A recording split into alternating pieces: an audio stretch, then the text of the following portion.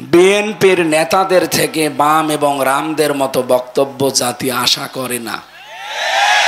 বিএনপির কিছু নেতা এখন প্রকাশ্য ইসলাম বিরোধী বক্তব্য দিচ্ছেন। আমি কয়েকজনের নাম নিয়েই বলতে পারি, কিন্তু নামগুলো নিলাম না, যা শহীদ জিয়ার মন ও মননের সাথে সাংঘর্ষিক। এদেরকে থামাতে হবে, নচেত এদেশের বিএনপি ও ইসলামপন্থী দলগুলো মুখোমুখি হয়ে যাবে। তখন আওয়ামী ফ্যাসিস্টরা আবারও মাথা তুলে দাঁড়ানোর সুযোগ পাবে। বিএনপি একটা বড় দল, পরবর্তীতে তারা যদি ক্ষমতায় আসে এটাই স্বাভাবিক, কিন্তু তাদের আচরণ দিন দিন চরম বিব্রতকর হয়ে পড়ছে। বিশেষ করে চাঁপাইনবাবগঞ্জের সাবেক, আমি এমপি বলি না, কারণ এই 3 বছরে যারা এমপি, 3 বারে যারা এমপি হয়েছে এরা এমপি না, এরা চোর। সুতরাং সাবেক এই নেতা হারুনুর রশিদ এবং তার স্ত্রী পাপিয়া, আমার মনে হয় শেষে অন্তস্তয়াকার বাদ দিলে যেটা হয় উনি সেইটাই। কি হয়? পাপি। এরপরে কিশোরগঞ্জের জনাব ফজলুর রহমান, আমি নাম নিলাম না পরবর্তীতে আর। গত 2 দিন আগে আপনারা দেখতে পাচ্ছেন বাগেরহাটের মংলার বিএনপি নেতা জুলফিকার আলী, উনি রাজনৈতিক দলের একটা গঠনমূলক নাকি সমালোচনা করছিলেন। এই জন্য বলতে বলতে বলেছেন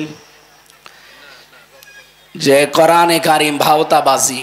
তার মানে এটা বোঝাতে চেয়েছিলেন যে কোরআন, জামাত ইসলাম, শিবির এরা কোরআনের কথা বলে, এরা ভাওতাবাজি করে।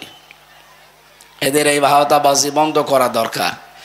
কোরআন দিয়ে যারা কথা বলে, নবীজি বলেন মান ক্বালা বিহি সাদাকা, এরাই সত্য কথা বলে। সুতরাং আপনি যদি কোরআন কেন্দ্রিক মানুষগুলোকে ভাওতাবাজি বলেন, আল্লাহর কোরআনকে পোকার আনতে, এটা নবীর গায়ে যাই লাগে। এই জন্য তাকে ক্ষমা চাইতে হবে। অলরেডি তিনি জাতির কাছে ক্ষমা চেয়েছেন।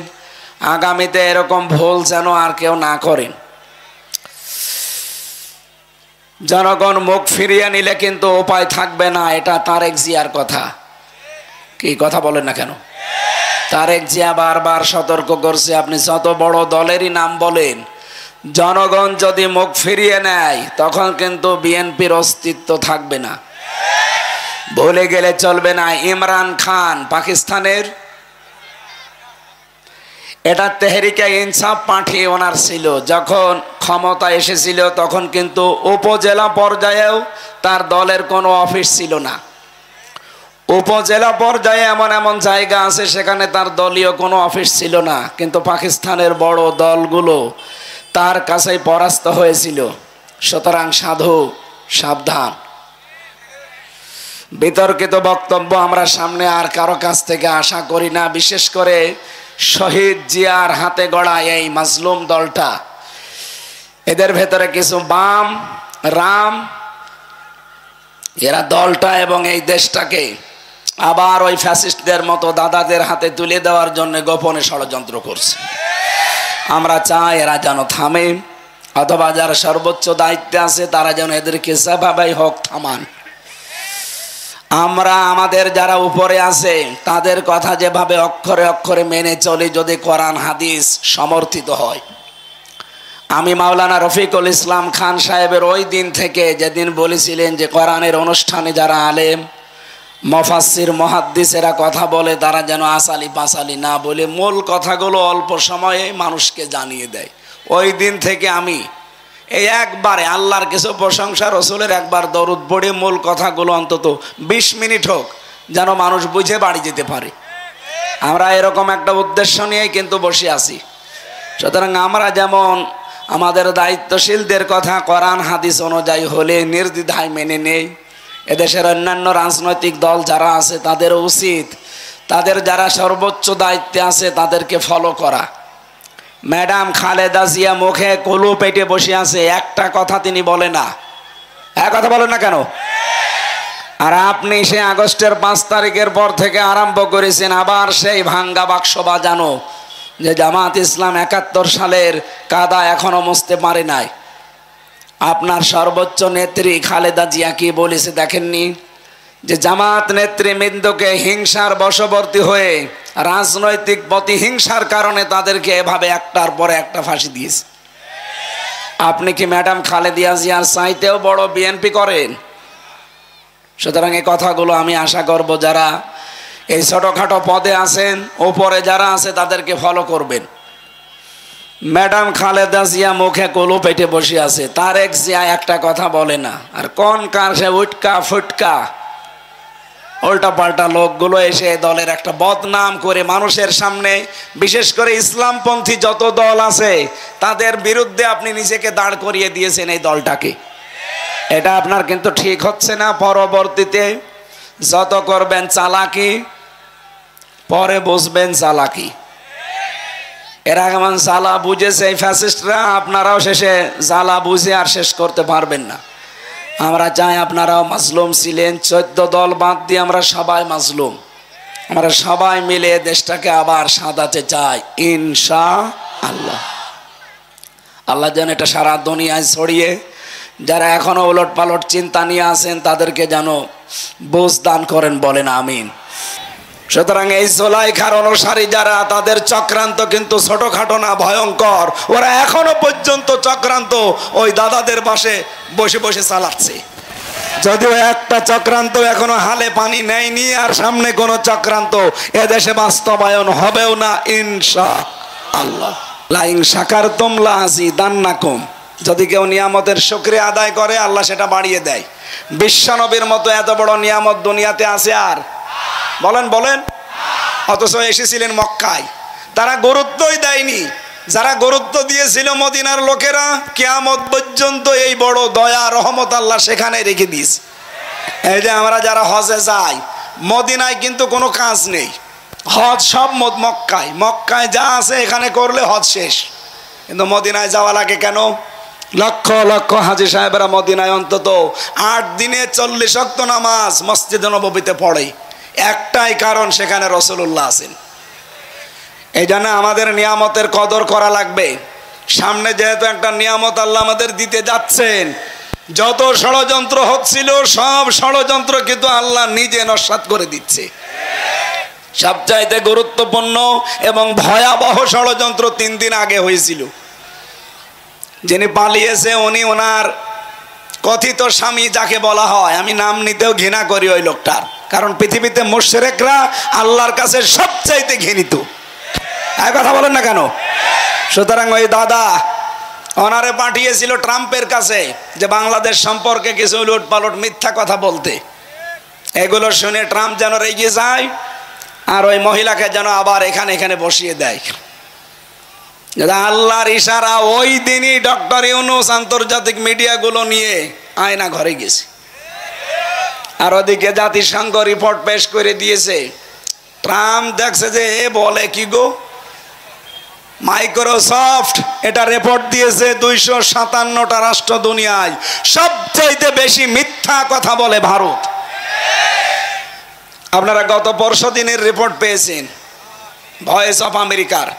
তামাম দুনিয়ায় যত শাসক ছিল সবচাইতে নিকৃষ্ট শাসকের তালিকায় নাম 1 নম্বরে হাসিনা, 2 নম্বরে বাশার আল আসাদ, 3 নম্বরে বেনিয়ামিন, ওই যেটা ইসরায়েলের যেটা শয়তান। এরকম 100 জনের তালিকা দিয়েছে, 1 নম্বরে কোনটা? সুতরাং আল্লাহ আমাদেরকে বাঁচিয়েছেন। ট্রাম্প শেষ পর্যন্ত ঝাড়ি দিয়ে বলেছে, বাংলাদেশ আর হাসিনা নিয়ে আমার কাছে কোনো কথা বলবেন না, ওটা আপনাদের ব্যাপার, আপনারা মিটান। অনেকে আশা করেছিল যে অনেক কিছু খাবো, ওদের বাড়া ভাতে লবণ দিয়ে দিয়েছে খা। এই জন্য আল্লাহ যেহেতু নিজে মোকাবেলা করছেন, দেশটার সামনে আমরা দেখতে পাচ্ছি ইসলামের জয় জয়কার ভাব। আপনারা জানেন বাংলাদেশে সব ইসলামপন্থীরা প্রায় এক হয়ে গেছে। তারা বলতে চাচ্ছে সামনে আমরা ইসলামের একটা বাক্স দিতে চাই। এতদিন আমাদের ব্যবহার করে অনেকেই ক্ষমতায় গিয়ে আমাদেরকেই জেলে ঢুকিয়েছে। এবার আমরা আর অত পাগল শামসুদ্দিনা, কে কথা বলেন না কেন? এবার সামনে আমরা নিজেরা সবাই মিলে ইসলামের একটা করে বাক্স দেব। আমরা চাই কোরআনের 500 আইন যেন বাংলার সংসদে কায়েম হয়ে যায়। আগে আমরা জানতাম এই দেশে 100 জনের 15 জন মানুষ ইসলাম কায়েমের পক্ষে ছিল, এখন 100 জনের 66 জন মানুষ চাচ্ছে এই দেশে ইসলাম কায়েম হোক। আপনি আর কিছুদিন যেতে দেন, মাত্র 6 মাস 11 দিন চলছে, আর 6 মাস যেতে দেন, এদেশে 100 জনের 100 জন মানুষ বলবে আমরা ইসলাম এদেশে কায়েম চাই। এইটা আমরা সামনে এই চর্ম চোখে দেখতে চাই না। আল্লাহ যেন তৌফিক দেন দেখার, বলেন আমিন। দল মত নির্বিশেষে আমরা যেহেতু এসেছি কোরআন শুনতে, ওই কোরআন থেকে সূরা ফাতিরের 5 নম্বর আয়াত পড়েছি। আমার আজকের আলোচনার বিষয় শয়তানের বন্ধু কারা। শয়তানও কিন্তু বন্ধু বানায়। এ পৃথিবীতে 10 প্রকার নবীর উম্মতের ভেতরে অন্য জাতিবাদ, এদিকে তাকান, ইহুদি খ্রিস্টান মুশরিক মাজুসি বৌদ্ধ যারা আছে সব বাদ, শুধু নবীর উম্মত আমরা দাবি করি যারা, তাদের ভেতরে 10 প্রকার মানুষকে শয়তান বন্ধু হিসাবে গ্রহণ করে। কয় প্রকার? আরো জোরে। এখন আপনি মিলাবেন যে আপনি এই 10 প্রকারের কোন প্রকারে আছেন কিনা। যদি থাকেন আজকে তওবা করে বাড়ি যাওয়া লাগবে, নাকি শেষ করে দেব? দরুদ আর সালাম নবীজির উপরে পাঠ করার মাধ্যমে আমরা আরম্ভ করছি সূরা ফাতির। কোন সূরা? 45টা আয়াত আছে, মাত্র একটা আয়াত পড়েছি, 5 নম্বর আয়াত। জবান খুলে আগে শয়তানের ওয়াসওয়াসা থেকে আশ্রয় চেয়ে বলেন আউযু বিল্লাহ।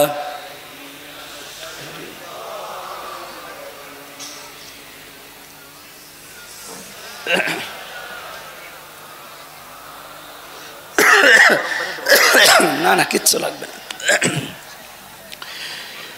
ইয়া আইয়ুহান নাসু ইন্না ওয়াদাল্লাহি হক। সাদাকাল্লাহুল আযীম। আল্লাহ রাব্বুল আলামিন ডাক দিয়েছেন শুধুমাত্র এই পৃথিবীর মুসলমানদেরকে না, যাদের আল্লাহ বানিয়েছেন তাদেরকেই। ইয়া আইয়ুহান নাস, হে মানব মণ্ডলী, ইন্না ওয়াদাল্লাহি হক, অবশ্যই আল্লাহর ওয়াদা সত্য। আল্লাহর ওয়াদা সত্য না মিথ্যা? আল্লাহ রাব্বুল আলামিন যদিও আয়াতে রুকুতে আমরা পড়েছি তাফসিরে ইবনে কাসিরে, তিনি এখানে কিয়ামতের একটা দৃশ্য আমাদের সামনে তুলে ধরেছেন যে কিয়ামতের যে ব্যাপার, এটা কিন্তু হাস্যকর না, এটা খেলাচোরা না, এটা পাগলামির বিষয় না। কিয়ামত সত্য, হক। ফালা তাগুররান্নাকুমুল হায়াতুদ দুনিয়া, সুতরাং দুনিয়ার জীবন যেন তোমাদেরকে ধোঁকায় ফেলে না রাখে।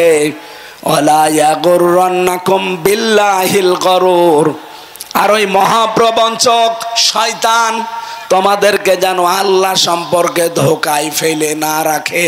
এটা ছিল বাংলা অর্থ। এবার আসেন তো, আল্লাহ ডাক দিয়েছেন তামাম দুনিয়ার মানুষকে, যেটা বোঝাতে সেটা একটা ওয়াদা। সেটা কি? এই কোরআনে আল্লাহর 500 ওয়াদা আছে। রব্বুল আলামিন বলেন আমার এই ওয়াদাগুলো যদি মানুষ পালন করতে পারে, পূরণ করতে পারে, জেল থেকে বেরিয়ে ভাই আমি এখনো স্বাভাবিক না, মানে শরীরও দেবী আছে, কণ্ঠও দেবী আছে।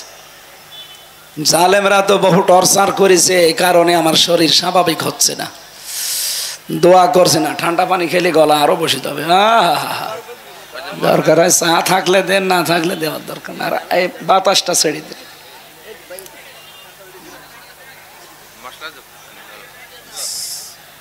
চার ভেতরে তো আবার মশা পড়িস।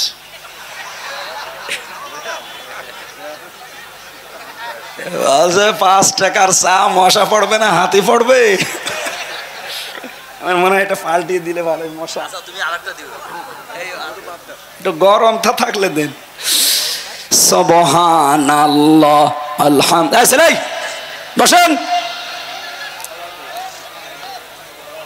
বসেন বসেন বসেন। আপনার জন্য যদি ডিস্টার্ব হয় না কারো, সুবহানাল্লাহ আলহামদুলিল্লাহ লা ইলাহা ইল্লাল্লাহ সুবহানাল্লাহ আলহামদুলিল্লাহ লা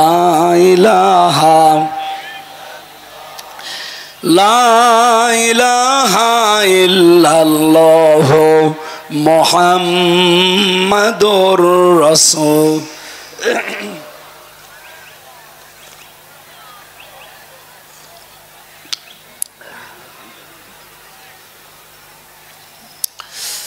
আমার ভাইরা, আল্লাহ যেহেতু তামাম দুনিয়ার মানুষদের কাছে ওয়াদা দিয়েছেন, পুরা কোরআনে কয়টা বললাম? আল্লাহর এই 500 ওয়াদার ভেতরে কোনো সন্দেহ আছে? আল্লাহ পাক 1 নম্বরে ওয়াদা দিয়েছেন, এই জমিনে যারা আছে এই মানুষগুলোর জন্য প্রথম ওয়াদা হচ্ছে ওয়াদাল্লাহুল্লাযীনা আমানু মিনকুম ওয়া আমিলুস সালিহাত লা ইস্তাখলিফান্নাহুম ফিল আরদ কামা ইস্তাখলাফাল্লাযীনা মিন ক্বাবলিহিম। সূরা নূরের ভেতরে আছে, রব্বুল আলামিন জানিয়েছেন, আমি তোমাদের সাথে ওয়াদা করলাম, তোমাদের ভেতরে যারা ঈমান আনবে আর ঈমানের দাবি অনুযায়ী যারা ভালো ভালো কাজের আঞ্জাম দেবে, আমি আল্লাহর প্রথম ওয়াদা লা ইস্তাখলিফান্নাহুম ফিল আরদ, লামে তাকিদ নুনে সাকিলা। আল্লাহ বলেন, আমি গ্যারান্টি দিয়ে বললাম এই জমিনের শাসন ক্ষমতা আমি তাদেরকে দেব। যেমন তাদের পূর্বে যারা ছিল তাদেরকে এই 2টা শর্ত মানার কারণে দিয়েছিলাম। হযরত ওমরকে যেমন দিয়েছিলেন, আবু বকরকে দিয়েছিলেন, হযরত ওসমানকে দিয়েছিলেন, হযরত আলী রিদওয়ানুল্লাহি তাআলা আলাইহিম আজমাইন তাদেরকে দিয়েছিলেন। ওই আল্লাহ ঠিক ওই রকমই এখনো আছে। কথা বলেন না কেন? উনি এখনো ওই রকমই আছেন, একটু হালকা দুর্বল হয়ে গেছে?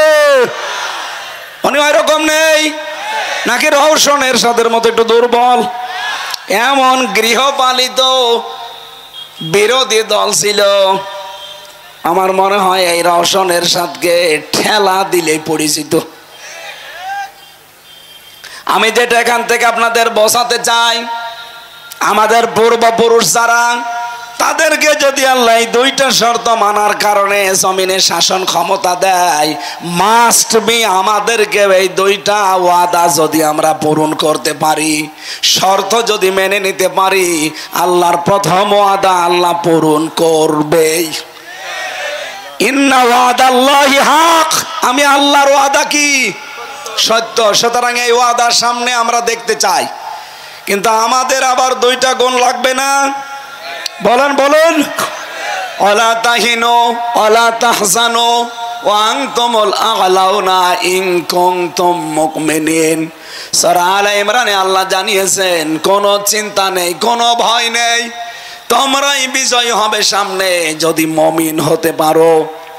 ও সিরাজগঞ্জবাসী, এই পৃথিবীর ময়দানে ভয় নেই, চিন্তা নেই, বিজয় হওয়ার দায়িত্ব আল্লাহ বলেন তোমরা বিজয়ী হবে যদি মুমিন হতে পারো। বিজয় দেওয়ার মালিক কে? আরো বলেন, মুমিন হওয়ার মালিক কে? অবশ্যই আল্লাহ। আল্লাহ মুমিন হবে? আল্লাহ তো মুমিন আছে। আল্লাহর নাম কি? মুমিন। আল্লাহর নাম কি? আর আমরা কি? আব্দুল মুমিন। আমরা কি? সুতরাং বিজয়ী হব আমরা, মাস্ট বি। শর্ত আল্লাহ দিয়েছেন, ইন কুনতুম মুমিনিন। ইনের শর্তিয়া যদি আমরা মুমিন হতে পারি, তাহলে আজকে থেকে আমাদের চেষ্টায় থাকবে এইটা, আল্লাহর এই ওয়াদা 500 আমরা অন্তত প্রথম ওয়াদা, উনি যেহেতু লা ইস্তাখলিফান্নাহুম ফিল আরদ, তোমাদেরকে অবশ্যই আমি জমিনের শাসন ক্ষমতা দেব, এ ওয়াদা করলেন কে? আরো জোরে বলেন কে? এ ওয়াদা আমরা সামনে দেখতে চাই না? শর্ত কয়টা? একটা। বলেন কয়টা? ঈমান আনতে হবে। মুমিন যদি আমরা হতে পারি, আমরা হব আব্দুল মুমিন। আসল মুমিন কে? উনি বিজয় দেওয়ার মালিক। এই জন্য যারা বলছেন বিজয় দেওয়ার মালিকও আল্লাহ, মমিন হওয়ার মালিকও আল্লাহ, না, আল্লাহর মমিন হওয়ার দরকার নেই। মমিন হওয়া দরকার কাদের? আমাদের। সুতরাং আমরা এমন মমিন হতে চাই যেমন হযরত ওমর হয়েছিলেন। কথা বলেন ঠিক কিনা? তাহলে আল্লাহর ওয়াদা আল্লাহ দেখাবেন। রব্বুল আলামিন বলেন ইন্নাকা লা তুখলিফুল মিয়াদ রব্বানা লা তুযিগ কুলুবানা বা'দা ইয হাদাইতানা ওয়া হাব লানা মিন লাদুনকা রাহমা ইন্নাকা আনতাল ওয়াহ্হাব রব্বানা ওয়া আতিনা মা ওয়া'আদতানা আলা রুসুলিকা ওয়া লা তুখজিনা ইয়াওমাল কিয়ামাহ ইন্নাকা লা তুখলিফুল মিয়াদ। এই আয়াতগুলো আমি শুধু তেলাওয়াত করলাম, এর ব্যাখ্যাটা বলছি না। আল্লাহ এখানে একটা ওয়াদা দিয়েছেন, সেটা কিয়ামতের ওয়াদা। কিসের ওয়াদা? আল্লাহ বলেন অবশ্যই কিয়ামত হবে, তোমাদের সবাইকে ওই দিন আমি আল্লাহর দরবারে আসা লাগবে, হাজির হওয়া লাগবে। সুতরাং ওই দিন আসার আগে যেই কয়দিন দুনিয়ায় আসো, দুনিয়ার এই জমিনটা, এই জীবনটা তোমাদেরকে যেন ধোকায় ফেলে না রাখে। সিরাজগঞ্জবাসী, শয়তান আমাদের সামনে বিভিন্ন জাকজমকপূর্ণ বিভিন্ন জিনিস সামনে তুলে ধরে আমাদের আখিরাত, আমাদের কিয়ামতে যে জবাব দেওয়া লাগবে, এ বিশাল জীবন সম্পর্কে একটা ধোকায় ফেলে রাখতে চাই। কথা বলেন না কেন? এ ধোকায় আমরা পড়তে চাই। আরো জোরে বলেন চাই।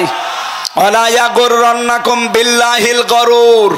আল্লাহ বলেন সেই মহাপ্রবঞ্চক, মহাপ্রতারক, ধোঁকাবাজ এই শয়তান যেন আল্লাহ সম্পর্কে তোমাদেরকে ধোকায় ফেলে না রাখে। আয়াতের তাফসীর পড়তে গিয়ে আমি দেখেছি শয়তান প্রধানত দুই প্রকার। কয় প্রকার? একটা হচ্ছে মানুষ শয়তান আর একটা জিন শয়তান। মানুষ শয়তানের ভেতরে আবার দুই প্রকার, একটা নারী শয়তান, একটা পুরুষ শয়তান। কথা বলেন না কেন? এই পৃথিবীতে কোনো পুরুষকে যদি শয়তান আসর করে, তার দ্বারা যা ক্ষতি হয় তার চাইতে বেশি ক্ষতি হওয়ার সম্ভাবনা কোনো মহিলাকে যদি শয়তান আসর করে। এই জন্য পুরা কোরআন শরীফের ভেতরে যেখানে শয়তানের চক্রান্ত কথা, সেখানে দেখবেন দঈফা লেখা আছে। ইন্না কায়দা শাইতানি কানা দঈফা। অবশ্যই শয়তানের চক্রান্ত একেবারেই দুর্বল। কিন্তু মেয়েদের কথা যেখানে আছে, ওই জায়গায় কিন্তু দুর্বল শব্দ আপনি পাবেন না। সূরা ইউসুফের 28 নম্বর আয়াতে আমি পেয়েছি ইন্না কায়দা কুন্না আযীম। আল্লাহ পাক বলেন মেয়েদের চক্রান্ত বড় ভয়ঙ্কর। ও সিরাজগঞ্জবাসী, এখানে একটা শিক্ষা আছে। এদিকে তাকান।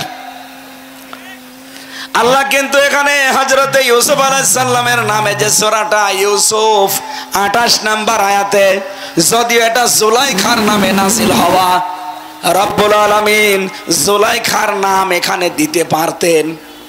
ফ্যানটা ঘুরিয়ে দেন।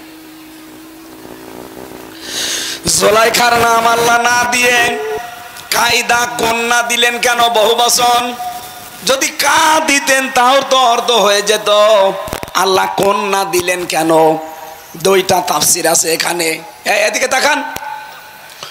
প্রথম তাফসীর হচ্ছে আল্লাহ কানা দিয়ে কন্যা দিয়েছেন এই কারণে শুধুমাত্র পৃথিবীতে জুলাইখা একা না, এরকম বহু জুলাইখা যুগে যুগে আসবে।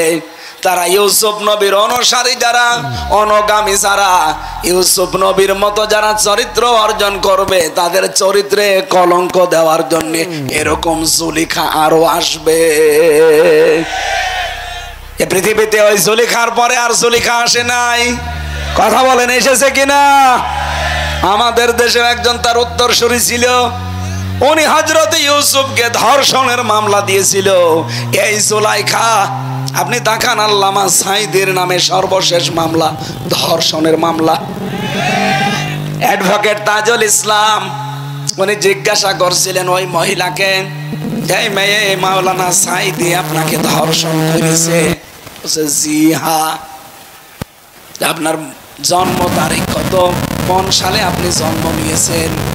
মেয়েটা বলছে আমি জন্ম নিয়েছি 1975 সালে।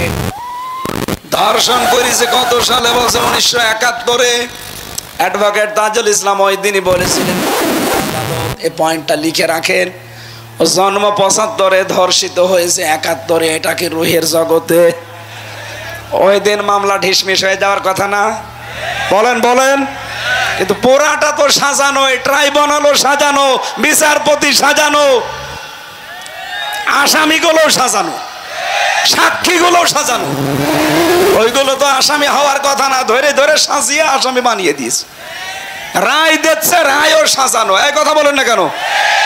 সুতরাং সবই যখন সাজানো, আর এই ট্রাইব্যুনালে এটিএম আজহারুল ইসলামের নামে যে ফাঁসির রায়, যারা সাক্ষী, এই যে আজকে বেরিয়েছে রিপোর্ট, অনেক আগে বেরিয়েছিল, আজকে আমি দেখলাম 3 জন সাক্ষীর উপরে ভিত্তি করে তারে ফাঁসির রায় দিয়েছে। একজন সাক্ষী দেখেছে 6 মাইল দূর থেকে, আর একজন দেখেছে 3 মাইল দূর থেকে, আর একজন দেখেছে 1.5 মাইল। এই হচ্ছে সাক্ষী। ওই 75-এ জন্ম, 71-এ ধর্ষিত, ওই রকম হয়েছে। এই কথা বলেন না কেন? সুতরাং আমরা চাই এগুলো সব যেহেতু বানোয়াট। আর আজহারুল ইসলাম তিনি বিপ্লবের সৈনিক ছিলেন, বিপ্লবের মাধ্যমে যেহেতু এ সরকার, আর বিপ্লবের অগ্রনায়ককে আপনি এখনো পর্যন্ত জেলে রাখবেন কোন কারণে? আমরা চাই আগামীকাল আমরা তার মুক্তি চাই, এবং মুক্তি দিতে হবে। অনেকে মনে মনে করছে, এমনকি কথা অনেকে বলছে এটা ওদের মুখের কথা, এরকম বলেই থাকে না। এদেশে একামতে দিনের দায়িত্বে যারা আছে, আল্লাহর কসমে কোরআন আমি মাথায় নিয়ে বলতে পারি, মন থেকে, সব না, কিছু মুনাফিক আছে, মন থেকে যারা একামতে দিনের দায়িত্ব পালন করে, তারা যদি একবার মুখ দিয়ে কিছু বলে না, ওটা কিন্তু তাদের মুখের কথা না, ওটা মনের কথা।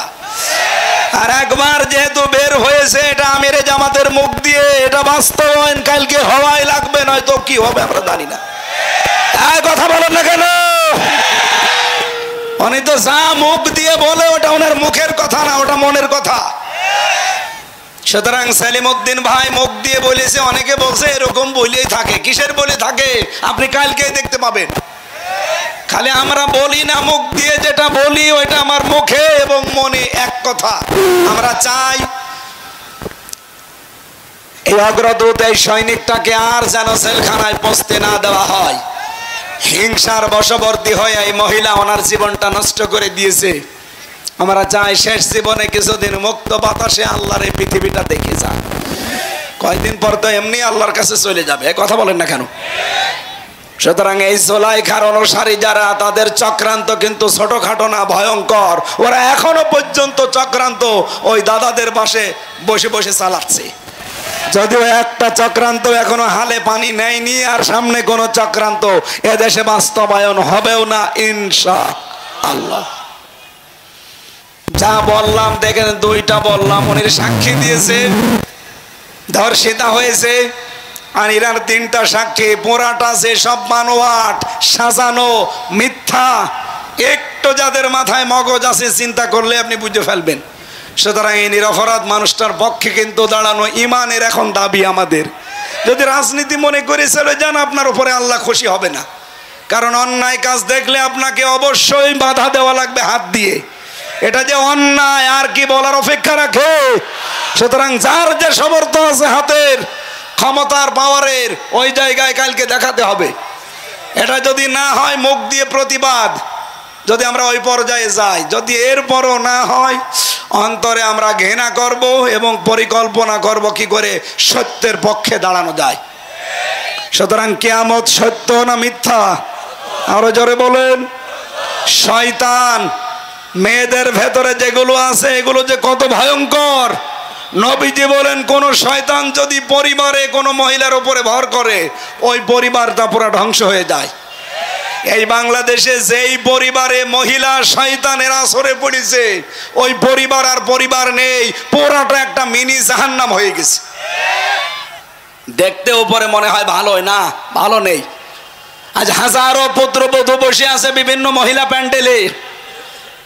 সম্মানিতা মা বোনেরা, আপনাদের কি হয়তো শয়তান আক্রান্ত করেছে? নাই তো নিজের মা বাবাকে যেই নজরে দেখেন, শ্বশুর শাশুড়িকে আপনি ওই নজরে দেখতে পারেন না। কোন কারণে? এটা শয়তানের একটা চক্রান্ত। এই কথা বলেন না কেন? অনেকে মনে করে আমি নামাজ পড়ি, রোজা রাখি, কালো বোরকা পরি, আমি জান্নাত পাবো না। কে পাবে? কে বলেছে আপনি? আপনার শ্বশুর শাশুড়িকে নিজের মা বাবার মতো মনে করা লাগবে। আমি একজন স্বামী, এইটা একটা স্বামী। যত স্বামী আছে এখানে এবং সারা পৃথিবীতে যত স্বামী আছে, সব স্বামীর পক্ষ নিয়ে আমি আজকে বলছি, কোন স্ত্রী যদি তার স্বামীর মন পেতে চায়, আল্লাহর কসম তার স্বামীর মা বাবাকে নিজের মা বাবার মতো মনে করা লাগবে। নয়তো জীবনেও স্বামীর মন আপনি পাবেন না। হ্যাঁ, উপরে উপরে আপনাকে ভালোবাসতে পারে, কিন্তু ভেতরে ভেতরে সে মানসিক রোগী হয়ে যাবে। এরকম মানসিক রোগী সিরাজগঞ্জে নেই? কার কার বউ এরকম মন ছোট? হাত তোলেন তো। এইভাবে হাত তোলা ঠিক না, এটা রেকর্ড হচ্ছে। সম্মানিত মা বোনেরা, বহু স্বামী কিন্তু হাত তুলে ফেলেছে। আশা করছে আপনি আচরণ সামনে আর করবেন না। আপনার শ্বশুর শাশুড়ি হবে আপনার কাছে আপনার মা বাবার মতো। আমি কয়েকদিন আগে নীলফামারী গিয়েছিলাম, যে দেখে একটা বৃদ্ধাশ্রম। এই কোলে 25 জন মা, এই কোলে 25 জন বাবা বসে আছে, চোখ দিয়ে টলমল করে পানি পড়ছে। আমি দুইজনের সাথে কথা বললাম। একজন বলছে আমার ছেলে ডিসি, আর একজন বলছে আমার ছেলে আমেরিকায় থাকে। আপনারা বলছে 3 বছর আমরা পড়ে আছি, ছেলে মাঝে মাঝে টাকা পাঠায়, আমার বউ মা শুধু ঘ্যানর ঘ্যানর করে আর বলেছে ওই বুড়ি যদি বাড়ি থাকে তোমার ভাত আমি খাবো না। বাধ্য হয়ে ছেলে আমার ডিসি আমারে রেখে গেছে এখানে। আপনি চিন্তা করতে পারেন, এই সিরাজগঞ্জ পুরা জেলা চালায় একটা ডিসি। সেই ডিসির মা এখন পড়ে আছে বৃদ্ধাশ্রমে 2 দিন 3 দিন না 3 বছর। এই পুত্রবধূর ছোট মনের কারণে। বাড়িতে থাকলে কি হইতো? সে শেষ বয়সে একটু নাতি নাত করে একটু আনন্দে থাকতে চায়। এই কথা বলেন না কেন? বৃদ্ধাশ্রমে যারা আছে তারাই কিন্তু এইটা চায়, খুব বেশি তাদের চাহিদা নেই। কিন্তু এই পুত্রবধূদের ছোট মনের কারণে আজ হাজারো সন্তান মা বাবাকে হয় আলাদা করে দেয়, নাই বৃদ্ধাশ্রমে রেখে আসে, নাই বড় ছেলের আন্ডারে দিয়ে দেয় নেন। অথচ এই মার পেটে 8টা 10টা 15 20টা সন্তান জায়গা হয়েছে, আর এই 20টা সন্তানের বাড়িতেও মায়ের জায়গা হয় না। 7 দিন শুধু পালাপালি করে খাওয়ায়। আপনি মানুষ, আরো তো মাকে নিয়ে কাড়াকাড়ি করা দরকার। নবীজি জানিয়েছে যে মায়ের পেছনে খরচ করে ওটা খরচ না, ওটা সাদগা। কোন বউ যদি চায় যে আমার স্বামী আরো বেশি দিন বেঁচে থাক, আমার স্বামীর সম্মান মর্যাদা টাকা পয়সা আরো বেশি দিন বেড়ে যাক, সেই বউ যেন স্বামীকে বলে স্বামী তুমি যাই করো রক্তের সম্পর্কগুলো ঠিক রাখো। একটা মানুষের সাথে সবচাইতে বেশি রক্তের সম্পর্ক তার মা বাবার, আর সেই মা বাবাকে আপনি দেখতে পারেন না। সম্মানিত পুত্রবধূ যারা আছেন, সম্মানিতা মা এবং বোনেরা, হয়তো মন খারাপ হচ্ছে যে হুজুর যেন জীবন আর এলাকায় না আসে, আমার আর আসার দরকার নেই। কিন্তু আপনি নিজেকে সংশোধন করেন। সত্যি কথা বলছি, আপনি স্বামীর মন জীবনেও পাবেন না। হ্যাঁ, উপরে উপরে সংসার করার জন্যে ছেলে মেয়ে হয়ে গেছে, এখন মন থেকে কি করা যাবে একটু মেনে নেয়। কিন্তু মা বাবাকে যে কষ্ট আপনি দিচ্ছেন, অনেক মা বাবা এরকম আছে, এটা মা বাবা না, এটা ডাইনি। নিজের মেয়ে দোষ করলে মাফ করে দেয়, কাজ না জানলে কাজ শিখিয়ে দেয়। একটা মেয়ে এসেছে, কিছু হলে আগে ছেলের কানে কানে তুলে দেয়। এইরকম ডাইনি মা দেশে নেই? এই মহিলা ব্যান্ডের এরকম ডাইনি মহিলা কারা আছেন? হাত তোলেন তো। তুলেছে? হাত তুলেছে না? শাশুড়ি যারা বসে আছেন, শুধু নামাজ পড়ে রোজা রেখে কালো বোরকা পরে জান্নাত যেতে পারবেন না। মাস্ট বি আপনাকে ওই মেয়েটাকে নিজের মেয়ের মতো মনে করা লাগবে। আমরা তো চাই পরিবারটা একটা মিনি জান্নাত হয়ে যাক। এই কথা বলেন না কেন? কিন্তু শয়তান যেহেতু মেয়েদেরকে আসর করে, আর শয়তান কোন মহিলাকে যদি একবার ধরে, ও কি জিন শয়তান থাকে না ভয়ঙ্কর শয়তান হয়ে যায়? পরিবারটা নষ্ট হয়, সমাজ নষ্ট হয়, আর রাষ্ট্রের প্রধান ছিল, রাষ্ট্রটাও নষ্ট করে ফেলেছে। এই জন্য নবীজি জানিয়েছেন, ওই জাতি কখনো সফল হতে পারে না সেই জাতির নেতৃত্বে কোনো মহিলা আছে। আজ 54 বছর আমরা আজ সফল হতে পারি না, আমার মনে হয় এই কারণে, কারণ নবীর কথা মিথ্যা হবে না। এই জন্য আগামী থেকে ক্ষমতার চেয়ারে কোনো মহিলা বসতে পারবে না। হ্যাঁ, এটা আপনারা চান না? এটা রেকর্ড হয়। কারা কারা চান দেখি? লিল্লাহে তাকবীর।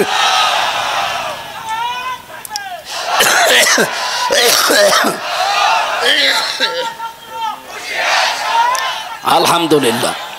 আমরা চাই আগামীতে আমাদের নেতা হবে, রাষ্ট্রপ্রধান হবে কোনো পুরুষ। এটা আমার বানানো কথা। সূরা নিসার 34 নম্বর আয়াত, আর রিজালু কাওয়ামুনা আলান নিসা। পুরুষ মানুষ হবে নেতা, মেয়েরা হবে তার আজ্ঞাবহ। আর এখন বউগুলো রাজমিস্ত্রি আর আমরা যোগাইলি না। এটা আর সামনে আমরা হতে দিতে চাই না। শয়তানের চক্রান্ত কিন্তু মারাত্মক। শয়তান নবীর উম্মতের ভেতরে কয় প্রকার মানুষকে বন্ধু মনে করে? 10 প্রকার। বলেন বলেন। 1 নম্বরে জালেম শাসক, যেটা এর আগে ছিল। ওটা সরাসরি তো শয়তান। শয়তান আর বন্ধু বানাবে কি? শয়তান বলতো তুমি যখন আসো আমি অন্য দেশে গেলাম। 2 নম্বরে ওই আলেম যারা জালেমের তোষামদি করে, আর এইটাও 15.5 বছরে বেশি ছিল। 3 নম্বরে ওই সমস্ত ধনী মানুষ যারা টাকা পয়সা কামাইয়ের ক্ষেত্রে কোনো বাছ বিচার করে না। বাবা শাহজালাল সব হালাল, এরকম ছিল না 15 বছরে। 4 নম্বরে যে মানুষগুলো খাদ্যে ভেজাল দেয়, এই যে খাদ্যে ফরমালিন যারা দেয়, বিষ দেয়, ভেজাল দেয়, এরা প্রকারান্তে মানুষকে হত্যা করার শামিল। আমার মনে হয় সামনে এরকম মানুষ ধরা পড়ে গেলে এদের আর বাঁচিয়ে রাখা ঠিক না। কারণ এরা তো মানুষ না, এরা কি শয়তানের বন্ধু? বলেন বলেন, শয়তানের। সুতরাং খাদ্যে ভেজাল দেওয়া, খাদ্যে ফরমালিন দেওয়া, ঔষধ দেওয়া, এটা বন্ধ করা লাগবে। যদি কোনোটা ধরা পড়ে ওই রকম খাদ্য নিয়ে, ওই রকম ফল, ওর মেয়েকে ওর বউকে খাওয়াবেন। দেখ কেমন লাগে। এইটা খেয়ে আমার বউ আমার মেয়ে হার্ট অ্যাটাক করে কলিজা নষ্ট হয়ে ভেতরে সব অসুস্থ হয়ে মরে যাবে, আর তুমি ওই টাকা নিয়ে আরামে খাবে না। ওইটা ধরা পড়লে ওরে দিয়ে খাওয়ানো লাগবে। এই জন্য খাদ্যে ভেজাল যারা দিচ্ছেন, ঔষধ মিশাচ্ছেন যারা, তারা কিন্তু আর মানুষ এখন আর নেই। আপনি শয়তানের অলরেডি বন্ধ হয়ে গেছেন। আমরা তাফসীর থেকে যেহেতু তুলেছি, মন মতো তো বলতে পারবো না, তাফসীর থেকে শোনাচ্ছি। 10 প্রকার মানুষের নাম বললাম না? প্রথম নম্বরে কি? জালিম শাসক। বলেন জালিম। 2 নম্বরে কৃপণ ধনী, যারা মাল উপার্জন করে কিন্তু কোনো বাছ বিচার নেই। 3 নম্বরে ওই আলিম যারা জালিমের সাফাই গায়। 4 নম্বরে বলেছিলাম যারা খাদ্যে ভেজাল দেয়, ঔষধ দেয়, কীটনাশক মিশায়। এরপরে 5 নম্বরে যারা আমানতের খেয়ানত করে। সামনে কিন্তু আসতেছে, বহু আমানতের দোহাই দেবে আর দায়িত্ব পেয়ে গেলেই খেয়ানত করবে। 6 নম্বরে পেয়েছি অহংকারী লোক। 7 নম্বরে পেয়েছিলাম যারা পণ্য ক্রাইসিস তৈরি করে। 8 নম্বরে যারা জেনাকারী। এই পৃথিবীতে একটা দেশ, আমি নাম নিলাম না, ওরা পণ্য ওয়েবসাইট তৈরি করেছে নারী পুরুষকে উলঙ্গ করে। এই যুগল দৃশ্যগুলো তামাম দুনিয়ায় দেখিয়ে পণ্য প্রোডাক্ট বানিয়েছে, এটা ইন্ডাস্ট্রি বানিয়েছে।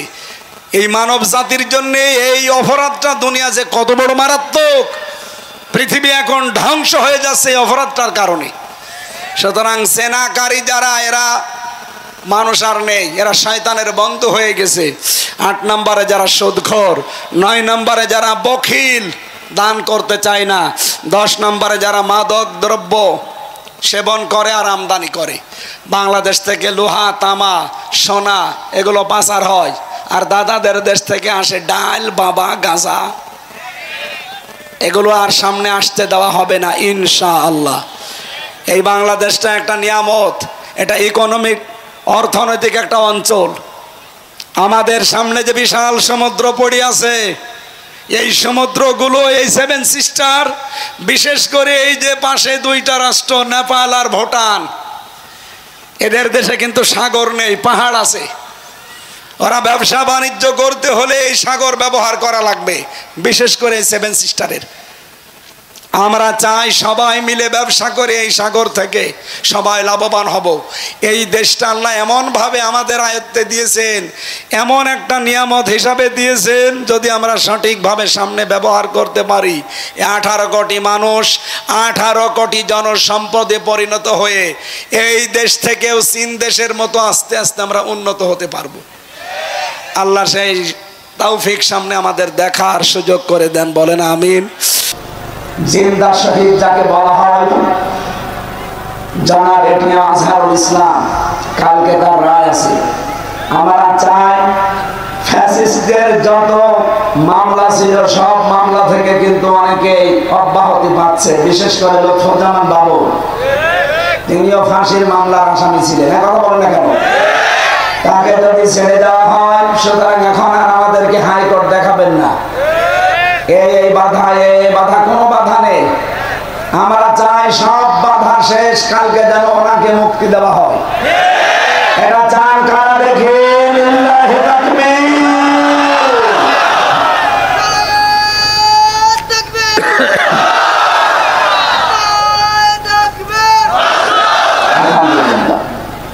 আমরা জানি হুদায়বিয়ার সন্ধি হয়েছিল, বিশ্বনবী 1399 জন নিয়ে শপথ বাক্য পাঠ করিয়েছিলেন একজন নিরপরাধ মানুষের হত্যার বদলা নিতে। তিনি হযরত ওসমান ইবনে আফফান। ওরা যখন ঘোষণা দিয়েছে যে ওসমানকে মেরে ফেলা হয়েছে, নবীজি বললেন হজের ইহরাম খুলে ফেলো, রোজা রেখেছে রোজা ভেঙে ফেলো, এই বাবলা গাছের নিচে আমার হাতের উপরে হাত দাও। ইয়াদুল্লাহি ফাওকা আইদিহিম, ওই হাতগুলো আল্লাহর হাতের উপরে ছিল। নবীজি 1399 জনকে বললেন আমার হাতের উপরে হাত লাগাও, এটা আল্লাহর হাতের উপরে হাত লাগানোর শামিল। আমি দুইটা ফরজ বিধান এখন অলরেডি লঙ্ঘন করে ফেলেছি, একটা রোজা আর একটা হজ। কেন? একটা নিরপরাধ মানুষকে ওরা মেরে ফেলেছে, এই হত্যার প্রতিশোধ না নিয়ে আমরা কেউ মদিনায় ফেরত যাব না। নবীজি একা যেতে পারতেন, প্রতিশোধ নিতে না। 1399 জনকে তিনি বায়াত গ্রহণ করালেন, শপথ বাক্য পাঠ করালেন এবং নিজে সর্বশেষ নিজের এই বাম হাতটা উপরে তুলে দিলেন। সাহাবীরা বলেন হুজুর এইটা কি? নবীজি বলেন এইমাত্র কোরআনের আয়াত নাযিল হয়েছে, লাকাদ রাদিয়াল্লাহু আনিল মুমিনিন ইয ইউবাইউনাকা তাহতা শাজারাতি। আল্লাহ অবশ্যই খুশি হয়ে গেছে, খুশি হবে না। রাদিয়া এটা মাঝি, এটা পাস্ট, এটা অতীতের সিগা। আল্লাহ বলেন আমি রাজি হয়ে গেছি অলরেডি। কাদের উপরে? এই মুমিনদের উপরে যারা আপনার হাতের উপরে হাত দিয়ে গাছের নিচে শপথ বাক্য পাঠ করছে। আমি তাদেরকে 3টা বিষয় দিয়ে দেব। 1 নম্বরে ফালিমা মাফি কুলুবিহিম, তারা যে শপথ নিচ্ছে এটা লোক দেখানো না, এটা মানুষ দেখানোর জন্য না, এটা মন থেকে। এই জন্য আমি আল্লাহ ফানসালাস সাকিনাতা আলাইহিম, তাদের উপরে আমার সাকিনা আমি আল্লাহ অবতীর্ণ করলাম। এবং তাদেরকে একটা সুপ্রসন্ন নিকটবর্তী বিজয়ের সুসংবাদ দিয়ে দিলাম। সুতরাং হযরত ওসমানের পক্ষে শপথ বাক্য পাঠ করিয়ে যদি নবীজি 1399 জনের উপরে আল্লাহ রাজি হয়ে গেছে ঘোষণা শুনতে পান, আগামীকাল যার রায় আছে তিনিও নিরপরাধ। তার অপরাধ একটাই, ওমা নাকামু মিনহুম ইল্লা ইউমিনু বিল্লাহিল আজিজিল হামিদ। তার কোনো অপরাধ নেই, তিনি শুধু একামতে দিনের কর্মী, এইটাই অপরাধ। তিনি যদি আজ বামপন্থী দল করতেন তিনি মন্ত্রী হতেন। এক কথা বলেন না কেন? আপনি যান রংপুরের বদরগঞ্জ, তারাগঞ্জে তার কি জনপ্রিয়তা তার। সুতরাং তিনি বামপন্থী রাজনীতি করলে এখন কিন্তু মন্ত্রী থাকতেন দেশে। শুধু জামাত ইসলামী করার কারণে হিংসার বশবর্তী হয়ে রাগ করে তার জীবনটা আপনারা নষ্ট করে দিয়েছেন। এখানে আমরা চাই আগামীকাল নিরপরাধ এই মানুষের পক্ষে 18 কোটি মানুষ আমরা ওই 1399 জনের মতো দাঁড়াতে চাই। ওনাদের উপরে যদি আল্লাহ রাজি থাকে একটা নিরপরাধ মানুষের পক্ষে দাঁড়ানোর কারণে, এটিএম আজহারুল ইসলামের পক্ষে আগামীকাল সারা দেশে যে বিক্ষোভ, যে যেখান থেকে পারেন যদি নেমে যান, আল্লাহর কসম আল্লাহ রাজি হয়ে যাবে। আপনারা রাজি নেই না?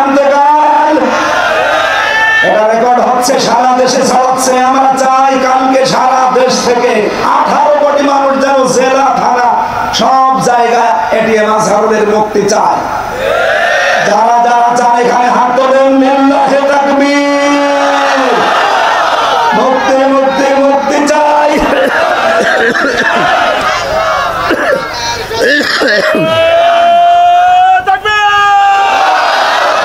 মুক্তি মুক্তি মুক্তি চাই, ভাইয়ের মুক্তি চাই, নেতার মুক্তি চাই।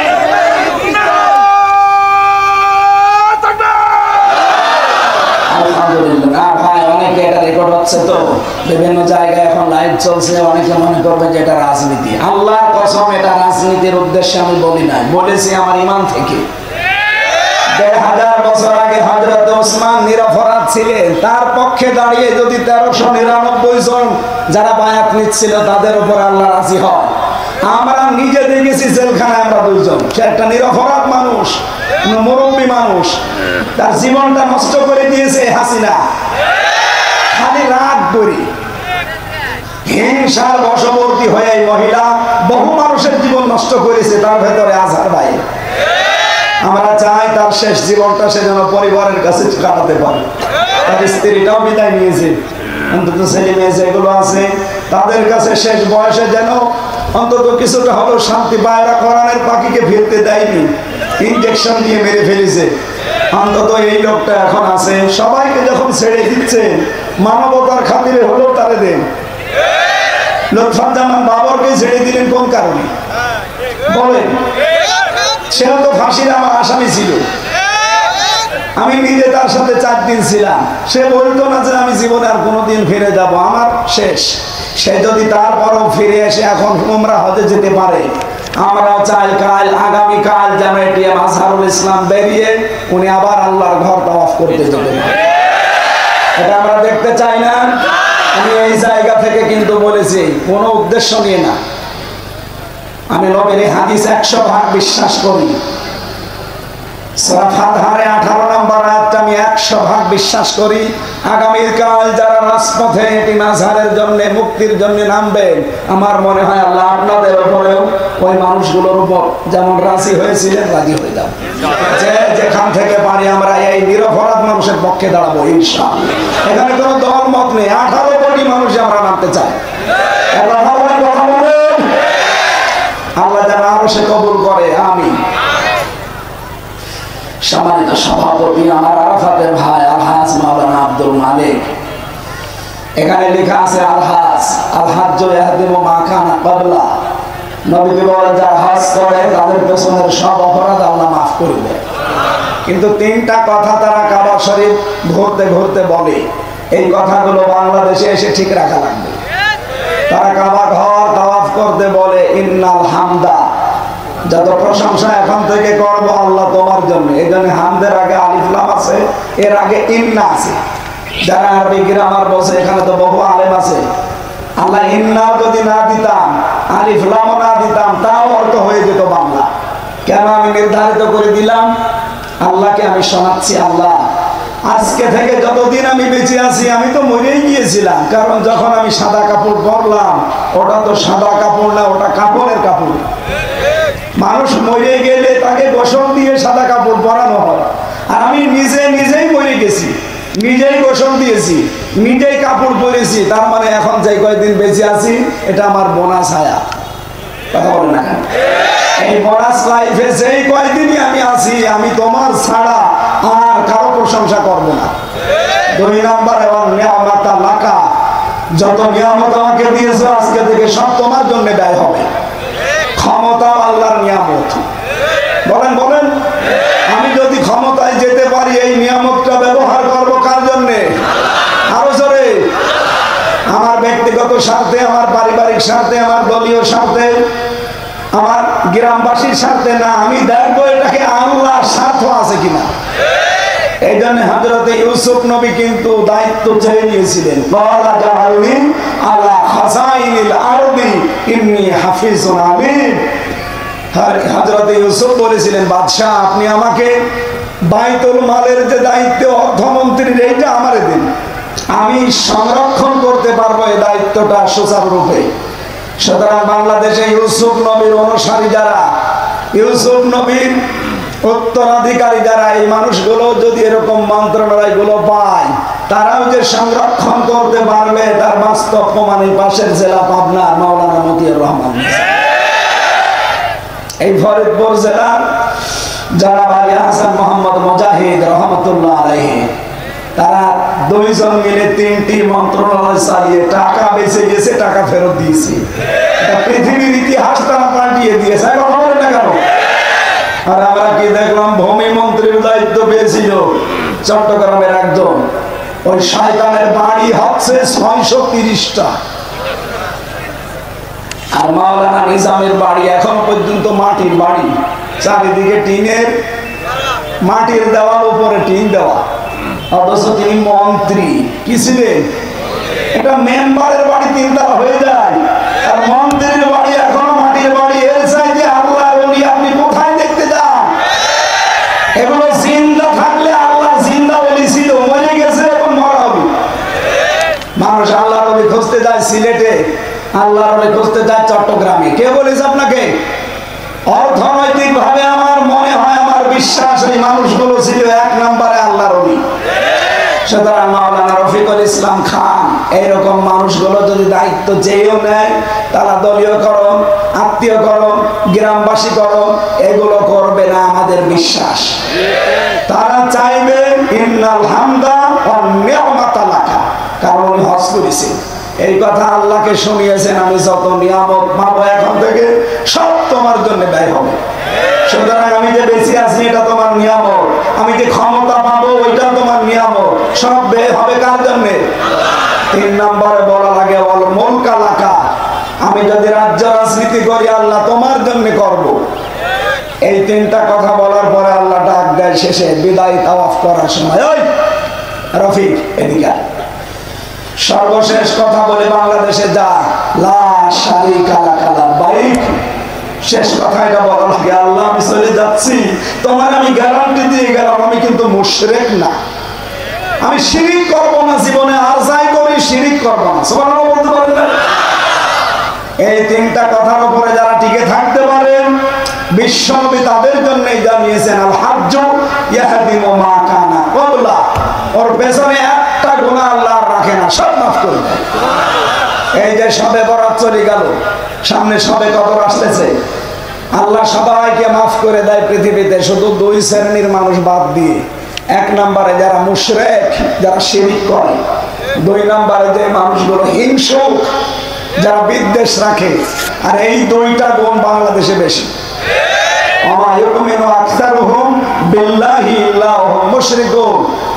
আপনি মুসলমান দেখতে পাচ্ছেন, ইমানদার দেখতে পান, হ্যাঁ এরা ইমানদার, কিন্তু অধিকাংশ গুলো মুশরিক। এরা ইমানের দাবি করে ঠিক আছে, কিন্তু এরা কি মুশরিক কারে বলে? এই সবে কদরে যারা মাপ পাননি, সবে বরাতে যারা মাপ পাননি, পাবেনও না সামনে সবে কদরে। কারা তারা? আল্লাহ যেটা পারে ওইটা অন্য কেউ পারে, এই বিশ্বাস যারা করেন তাদের কোনো মাপ নেই। একবার বলেন না কেন? সন্তান দিতে পারে কে? আর কেউ পারে? অনেক মানুষ মনে করে না, বাবা মনে হয় পারে, এই জন্য তাবিজ কবজ নিতে যায়। অনেকে আবার বলে যে হুজুর আপেল পড়িয়ে দিন। সেদিন ময়মনসিংহে একজন এসে আমার কাছে বলছে, হুজুর এমন আপেল পড়বেন যেন ছেলে হয়। আমি কি ডাউন করে নিয়ে আসবো? কেন? বলছে আমার শুধু মেয়ে হয়, আমি আপেল নিয়ে এসেছি, আপনি বড় হুজুর এমন ভাবে আপেল পড়েন যেন এই বছরে আমার ছেলে হয়। আপেল আমি ফেলে দিলাম। হুজুর আপেল ফেলে দিস কেন? আরে ভাই আপেল পড়ে যদি ছেলে হতো আমার 3টা মেয়ে, আমি ম্যাডামরে প্রতিদিন আপেল খাওয়াতাম। কি বিশ্বাস মানুষের! সুতরাং সন্তান দিতে পারে কোন হামজা, কোন মাজারে, কোন আপেলে? কে? আমাদের জাতির পিতা 86 বছর একাধারে দোয়া করেছি, রব্বি হাবলি মিনাস সালিহিন, হে আল্লাহকে একটা নেককার সন্তান দাও। 86 বছরও দোয়া কবুল হয়নি। 86 বছর পরে আল্লাহ তার দোয়াটা কবুল করে জবাব দিয়েছে, ফাবাশশারনাহু বিগুলামিন আলীম, আমি তোমাকে একটা ধৈর্যশীল সন্তান উপহার দিলাম, সুসংবাদ দিলাম। জাতির পিতা একজন নবী, নবীর বাবা নবী। এইরকম মানুষের যদি 86 বছর লাগে আপনি বিয়েই করেননি আর ছেলে চান। সুতরাং আশা করা বাদ দেন, আল্লাহ যেটা পারে ওটা অন্য কেউ পারে না। সুতরাং সন্তান কে দিতে পারে? 2 নম্বরে আলা লাহুল খালকু ওয়াল আমরু, সৃষ্টি যার আইন চলবে। আরো জোরে বলেন, সৃষ্টি যার আইন চলবে। এ বাংলাদেশ বানিয়েছেন কে? এখানে আইন চলবে কার? সুতরাং আল্লাহর আইন বাদ দিয়ে যারা নিজেদের বানানো আইন, স্বামীর আইন, দাদার আইন, বাবার আইন, অন্য আইন যারা এখানে কায়েম করতে চান, আপনি মুশরিক। কোন হুজুর নিয়ে আসবেন, নিয়ে আসেন। আমি একেবারে টাটকা কাটছাট কথা বলছি। যারা আল্লাহর আইন বাদ দিয়ে এখানে অন্য কোন আইন প্রতিষ্ঠা করতে চান, সে যে দলের নামেই হোক, আপনি কিন্তু মুশরিক। আর মুশরিককে আল্লাহ সবে বরাতেও মাফ করে না, সবে কদরেও। সুতরাং এখনই আপনি পাল্টান। আল্লাহর আইন বাদ দিয়ে কোন আইনের পেছনে আপনি আর থাকতে পারবেন না, তাহলে আপনার নামাজ রোজা সব মাঠে মারা যাবে। ইন্নাল্লাহা লা ইয়াগফিরু আন ইউশরাকা বিহি ওয়া ইয়াগফিরু মা দুনা যালিকা লিমান ইয়াশা। আল্লাহ বলেন সব মাফ করে দেব, শুধু শিরক বাদ দিয়ে। এটা যে শিরক, এখানে আর কোনো সন্দেহ আছে? সুতরাং আল্লাহর আইনের বিরুদ্ধে যারা আছেন, যে দলের লোক হন ভাই, আমার কোনো ভয় নেই। যারা আল্লাহর আইনে দেশে কায়েম করতে চায় না, সে যদি ফেরেশতা দল নেয়, তাও সে মুশরিক। সুতরাং আপনাকে আমি বাঁচানোর জন্য বলছি, আপনি ভুল পথে আছেন। এটা রেকর্ড হয়ে সারা দেশে যাচ্ছে। যার কানে যাচ্ছে, সে যদি এটা শোনার পরে গুরুত্ব না দেয়, ও মুশরিক হয়ে মরবে। আমার তো বলার দায়িত্ব আমি বলে দিলাম, আপনার চিন্তা ভাবনার দায়িত্ব ছিল, আপনি করলেন না কেন?